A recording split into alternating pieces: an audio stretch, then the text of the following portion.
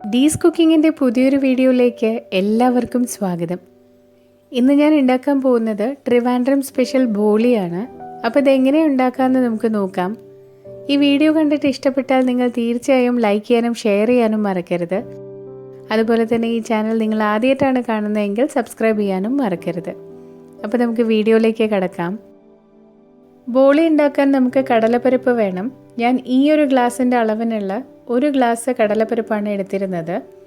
ഇത് കുറച്ച് നേരം, അതായത് ഒരു ഏകദേശം 2-3 മണിക്കൂറോളം ഞാൻ വെള്ളത്തിൽ കുതിരാൻ ഇട്ടിരുന്നതാണ്.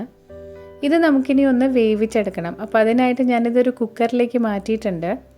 അതിലേക്ക് ഒരു 1/4 ടീസ്പൂൺ അളവിന് മഞ്ഞൾപ്പൊടിയും ഈ കടലപ്പരിപ്പ് വേവാൻ ആവശ്യത്തിനുള്ള വെള്ളവും കുറച്ച് ഉപ്പും ഇട്ട് കൊടുക്കാം. വളരെ കുറച്ച് ഉപ്പ് മതി. ഇത് സ്വീറ്റ് ആയിട്ടുള്ളൊരു ഡിഷ് ആയതുകൊണ്ട് കുറച്ച് ഉപ്പ് മതി. ഒരു 1/4 ടീസ്പൂൺ മതിയാവും. എന്നിട്ടിത് നന്നായി ഒന്ന് ഇളക്കി കൊടുത്ത് കുക്കർ അടച്ച് വെച്ച് ഒരു 2 വിസിൽ കൊടുത്ത് നമുക്കിത് വേവിച്ചെടുക്കാം.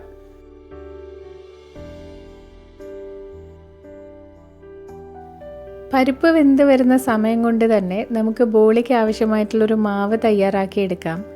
അപ്പോൾ അതിനായിട്ട് നമുക്ക് വേണ്ടത് മൈദയാണ്. അപ്പോൾ ഞാനിവിടെ 2 ഗ്ലാസ് മൈദയാണ് എടുത്തിട്ടുള്ളത്.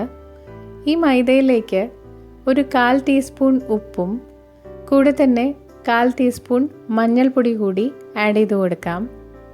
നമ്മൾ പരിപ്പ് വേവിക്കാൻ ഇട്ടപ്പോഴും മഞ്ഞൾപ്പൊടി ഇട്ടിട്ടുണ്ട്. അപ്പോൾ ഇത്രയും മാത്രം മഞ്ഞൾപ്പൊടി ഇട്ട് കൊടുത്താൽ മതി. ഇനി ഇത് കുറച്ച് വെള്ളം ഒഴിച്ച് നല്ലപോലെ ഒന്ന് കുഴച്ചെടുക്കണം. നമ്മൾ ചപ്പാത്തിക്കൊക്കെ കുഴച്ചെടുക്കുന്ന പരുവത്തിനേക്കാളും കുറച്ചുകൂടി ലൂസായിട്ടുള്ള ഒരു പരുവത്തിലായിരിക്കണം ഈ മാവിരിക്കേണ്ടത്.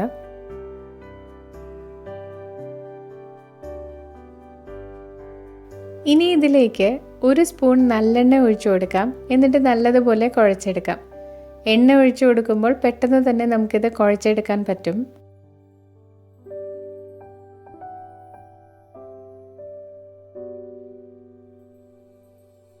ഇപ്പോൾ മാവ് നന്നായി കുഴച്ചെടുത്തിട്ടുണ്ട്. ഇനി ഇതിൻ്റെ മീതെ നമുക്ക് കുറച്ച് നല്ലെണ്ണ ഒഴിച്ചു കൊടുക്കണം. ഞാനിവിടെ 2 ടേബിൾ സ്പൂൺ നല്ലെണ്ണയാണ് ഒഴിച്ചു കൊടുക്കുന്നത്. ഇത്രയധികം എണ്ണ ഒഴിച്ചു കൊടുക്കുന്നത് ഈ മാവ് നന്നായി സോഫ്റ്റായി ഇരിക്കാൻ വേണ്ടിയിട്ടാണ്. ഇനി ഇതൊരു ഏകദേശം 1 മണിക്കൂറോളം അടച്ചു വെച്ച് നമുക്കൊന്ന് മാറ്റി വയ്ക്കാം. അപ്പോഴത്തേക്ക് നമ്മുടെ മാവ് നന്നായി സോഫ്റ്റായി കിട്ടും. അപ്പോൾ വേവിക്കാൻ വെച്ചിരുന്ന കടലപ്പരിപ്പ് നന്നായി വെന്ത് വന്നിട്ടുണ്ട്. ഇതൊരിക്കലും കുഴഞ്ഞു പോകുന്ന രീതിയിൽ വേവിച്ചെടുക്കരുത്. ജസ്റ്റ് ഒന്ന് കൈകൊണ്ട് പ്രസ് ചെയ്ത് കൊടുക്കുമ്പോൾ ഒന്ന് ഉടഞ്ഞു കിട്ടണം. അപ്പോൾ അത്രയും മതിയാവും. ഇനി ഇത് ഈ വെള്ളത്തിൽ നിന്ന് നമുക്ക് ഊറ്റി മാറ്റാം. ഇപ്പോൾ ഈ പരിപ്പിൽ വെള്ളം ഒട്ടും തന്നെ ഇല്ല. ഇനി ഇത് നമുക്ക് മിക്സിയുടെ ജാറിലിട്ട് നന്നായി പേസ്റ്റ് പോലെ അരച്ചെടുക്കാം. അടുത്തതായി ഒരു കടായി വെച്ച് ചൂടാകുമ്പോൾ അതിലേക്ക് കുറച്ച് നെയ്യ് ഒഴിച്ചു കൊടുക്കാം. എന്നിട്ട് നമ്മൾ അരച്ച് വെച്ചിരിക്കുന്ന ഈ കടലപ്പരിപ്പിൻ്റെ പേസ്റ്റ് അതിലേക്ക് ഇട്ട് കൊടുക്കാം. ഇതിലേക്ക് ഇനി പഞ്ചസാര ചേർത്ത് കൊടുക്കാം. ഞാനിവിടെ 3/4 ഗ്ലാസ് പഞ്ചസാരയാണ് ചേർത്ത് കൊടുക്കുന്നത്. കടലപ്പരിപ്പ് അളന്ന അതേ ഗ്ലാസിൻ്റെ അളവിൽ 3/4 ഗ്ലാസ് പഞ്ചസാരയാണ് ഇട്ട് കൊടുക്കുന്നത്. ഇത് 3/4 മുതൽ 1 ഗ്ലാസ് വരെ ആവാം. ഓരോരുത്തരുടെയും മധുരത്തിൻ്റെ പ്രിഫറൻസിനനുസരിച്ച് ഇതിൽ മാറ്റം വരുത്തുക. ഇനി ഇത് നല്ലപോലെ നമുക്കൊന്ന് വരട്ടിയെടുക്കണം.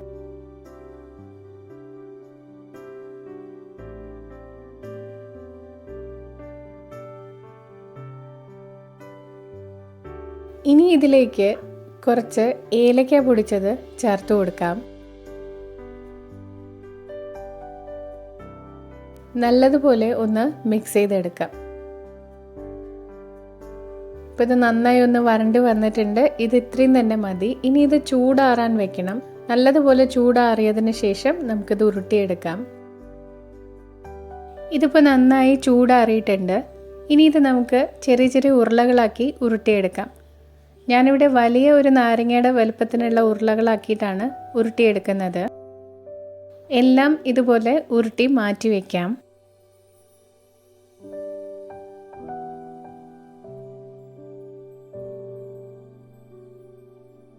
അപ്പോൾ എല്ലാം ഉരുട്ടി മാറ്റി വെച്ചിട്ടുണ്ട്. ഇനി നമ്മൾ നേരത്തെ കുഴച്ച് വെച്ചിരുന്ന മാവ് തുറന്ന് നോക്കാം. ഇപ്പോൾ മാവ് നല്ല സോഫ്റ്റായിട്ടാണ് ഇരിക്കുന്നത്. ഇനി ഈ മാവിൻ്റെ മീതെ കാണുന്ന എക്സസ് ആയിട്ടുള്ള എണ്ണയൊന്നും നമുക്ക് വേണ്ട. അതൊക്കെ നമുക്ക് ഊറ്റിക്കളയാം. എന്നിട്ട് ഇതൊന്ന് ഉരുട്ടിയെടുക്കാം.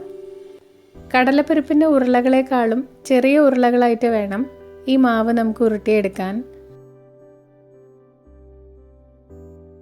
ഈ മാവ് നന്നായി ഒന്ന് ഉരുട്ടിയെടുത്തതിന് ശേഷം നമ്മുടെ ഉള്ളം കൈയിൽ വെച്ച് ഒന്ന് പരത്തിയെടുക്കാം.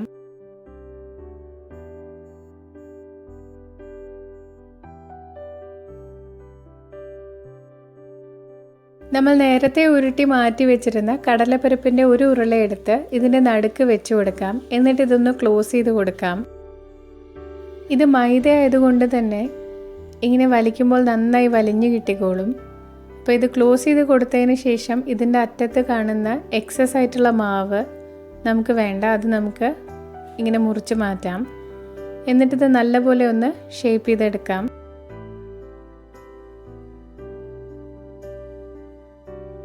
ഇപ്പോൾ ഒരു ഉരുള റെഡി ആയിട്ടുണ്ട്. ഇതുപോലെ നമുക്ക് മറ്റുള്ളതും ചെയ്തെടുക്കാം.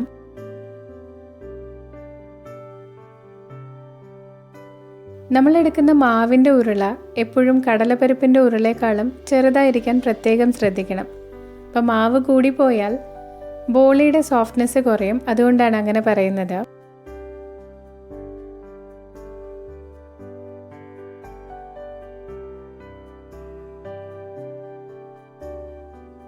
ഇനി ഇതൊന്ന് പരത്തിയെടുക്കണം. അപ്പോൾ അതിനായിട്ട് ഞാനിവിടെ കുറച്ച് അരിപ്പൊടിയാണ് എടുത്തിട്ടുള്ളത്. അപ്പോൾ അരിപ്പൊടി ഉപയോഗിച്ച് പരത്തിയെടുക്കുമ്പോൾ ഒട്ടും തന്നെ ഒട്ടിപ്പിടിക്കാതെ നല്ല എളുപ്പത്തിൽ നമുക്ക് പരത്തിയെടുക്കാൻ പറ്റും. ആദ്യം തന്നെ കുറച്ച് അരിപ്പൊടി ഈ ചപ്പാത്തി കല്ലിൻ്റെ മേലെ ഒന്ന് വെതറി കൊടുക്കാം. അതിനുശേഷം ഈ മാവിൻ്റെ ഒരു ബോളെടുത്ത് ജസ്റ്റ് ഒന്ന് റോൾ ചെയ്ത് കൊടുത്തതിന് ശേഷം കൈകൊണ്ടൊന്ന് പ്രസ് ചെയ്ത് കൊടുക്കാം. അപ്പോൾ അകത്തുള്ള ഫില്ലിംഗ് എല്ലാ ഭാഗത്തും എത്താൻ വേണ്ടിയിട്ടാണ് കൈകൊണ്ട് ജസ്റ്റ് ഒന്ന് പ്രസ് ചെയ്ത് കൊടുക്കുന്നത്. അതിനുശേഷം ചപ്പാത്തി പരത്തുന്നത് പോലെ നമുക്ക് പരത്തിയെടുക്കാം. ഈ ബോളി എപ്പോഴും തിന്നായിട്ട് വേണം പരത്തിയെടുക്കാൻ. അപ്പോൾ ഇത് പരത്താൻ ബുദ്ധിമുട്ടുണ്ടെങ്കിൽ ആവശ്യാനുസരണം അരിപ്പൊടി വെതറി കൊടുക്കുക.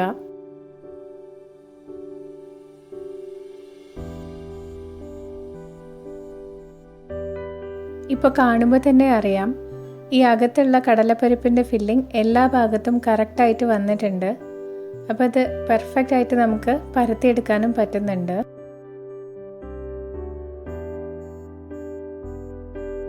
അപ്പോൾ വളരെ കനം കുറച്ചിത് പരത്തിയെടുത്തിട്ടുണ്ട്. ഇതുപോലെ മറ്റുള്ളതും പരത്തിയെടുക്കാം. അകത്ത് വെച്ച് കൊടുക്കുന്ന കടലപ്പരിപ്പിൻ്റെ ഫില്ലിംഗ് എപ്പോഴും ഡ്രൈ ആയിരിക്കാൻ പ്രത്യേകം ശ്രദ്ധിക്കണം. അതിൽ വെള്ളത്തിൻ്റെ അംശം ഒട്ടും തന്നെ പാടില്ല. വെള്ളത്തിൻ്റെ അംശം ഉണ്ടെങ്കിൽ ഇതുപോലെ ഈസി ആയിട്ട് നമുക്ക് പരത്തിയെടുക്കാൻ പറ്റില്ല. അതുപോലെ തന്നെ നമ്മുടെ മൈദ മാവ് കുറച്ചൊന്ന് ലൂസായിട്ട് തന്നെ കുഴച്ചെടുക്കാനും പ്രത്യേകം ശ്രദ്ധിക്കണം. ഇല്ലെങ്കിൽ നമ്മുടെ ബോളി നല്ല ഹാർഡായിട്ടിരിക്കും. ഈ രണ്ട് കാര്യങ്ങൾ ശ്രദ്ധിച്ചാൽ തന്നെ നല്ല സോഫ്റ്റ് ആയിട്ടുള്ള ബോളി നമുക്ക് ഉണ്ടാക്കിയെടുക്കാൻ പറ്റും. ഇപ്പോൾ അടുത്ത ബോളിയും പരത്തി എടുത്തിട്ടുണ്ട്. ഇനി ഇത് നമുക്കൊന്ന് ചുട്ടെടുക്കാം. അപ്പോൾ അതിനായി ചൂടായ ദോശക്കല്ലിലേക്ക് നമുക്ക് ഈ ബോളി ഒന്ന് ഇട്ട് കൊടുക്കാം. ഇപ്പോൾ ബോളി ഇട്ട് കൊടുക്കുമ്പോൾ ഇതിൻ്റെ മേലെയുള്ള എക്സസ് ആയിട്ടുള്ള അരിപ്പൊടിയൊക്കെ ഒന്ന് തട്ടിക്കളയുക.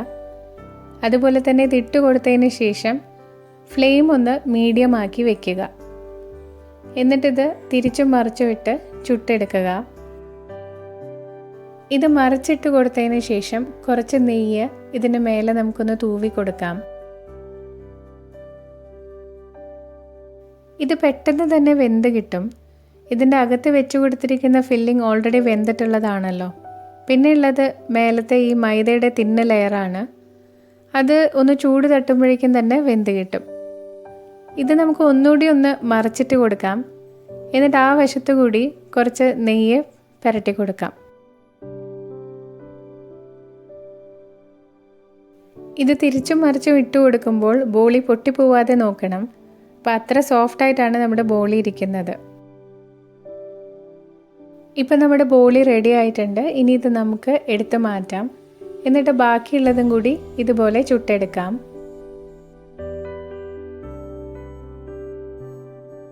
തിരുവനന്തപുരംകാരുടെ സദ്യകളിൽ പാൽപ്പായസത്തിനൊപ്പം നിർബന്ധമായും വിളമ്പുന്ന ഒരു വിഭവമാണ് ബോളി. ബോളിയും പാൽപ്പായസവും, അതാണ് അതിൻ്റെ കോമ്പിനേഷൻ. ഇപ്പോൾ പാൽപ്പായസം ഒന്നും ഇല്ലെങ്കിലും കുഴപ്പമില്ല കേട്ടോ, അല്ലാതെ തന്നെ ഇത് കഴിക്കാൻ വളരെ ടേസ്റ്റാണ്. അപ്പോൾ ഇത് കഴിച്ച് നോക്കാത്തവരുണ്ടെങ്കിൽ ഇതൊന്ന് ഉണ്ടാക്കി നോക്കുക. നിങ്ങൾക്ക് തീർച്ചയായും ഇത് ഇഷ്ടമാവും. എന്നിട്ട് നിങ്ങളുടെ ഫീഡ്ബാക്കും അറിയിക്കണം. അപ്പോൾ ഇന്നത്തെ ഈ വീഡിയോ എല്ലാവർക്കും ഇഷ്ടമായി എന്ന് കരുതുന്നു. ഇഷ്ടപ്പെട്ടാൽ എന്നും പറയുന്നത് പോലെ ലൈക്ക് ചെയ്യാനും ഷെയർ ചെയ്യാനും കമൻറ്റ് ചെയ്യാനും മറക്കരുത്. അതുപോലെ തന്നെ ഈ ചാനൽ ഇതേവരെയും സബ്സ്ക്രൈബ് ചെയ്യാത്തവരുണ്ടെങ്കിൽ ഒന്ന് സബ്സ്ക്രൈബ് ചെയ്ത് സപ്പോർട്ട് ചെയ്യാനും മറക്കരുത്. പുതിയൊരു വീഡിയോവുമായി വീണ്ടും കാണാം. Thanks for watching D'sCooking.